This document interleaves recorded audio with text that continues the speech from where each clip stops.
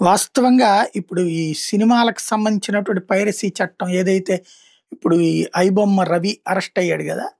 ఇదివరకు ఈ చట్టం ఏం లేదు. పైరసీ చట్టానికి సంబంధించి. దాంతో ఇష్టం వచ్చినట్టు నడిచాయి.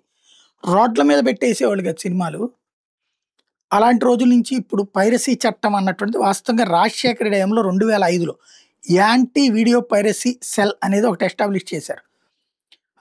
దాని ద్వారా ఈ పోలీసులకి తో వీళ్ళు గట్టిగా పనిచేసేటటువంటిది. ఇది ఆనాడు ఇచ్చినటువంటి ఉత్తర్వు. ఇప్పుడు ఈ పైరసీ చట్టాన్ని మరింతగా మార్చాల్సింది. కేంద్ర, రాష్ట్ర ప్రభుత్వాలు సీరియస్ ఇనిషియేటివ్ తీసుకొని పైరసీ చట్టాన్ని దుర్వినియోగం చేస్తున్నటువంటి వాళ్ళ మీదన జైలు శిక్షలు పెంచడం లాంటివి చేయాలి. ఈవెన్ ఇప్పుడు ఈ ఐబొమ్మ లాంటి వాటి మీద చర్య తీసుకోవాలంటే అది కావాలి. ఇప్పుడున్న చట్టంతో పెద్దగా ప్రయోజనం ఉండదు. మాక్సిమం ఒక 5, 6 నెలలకు మించి ఇబ్బంది ఉండదు.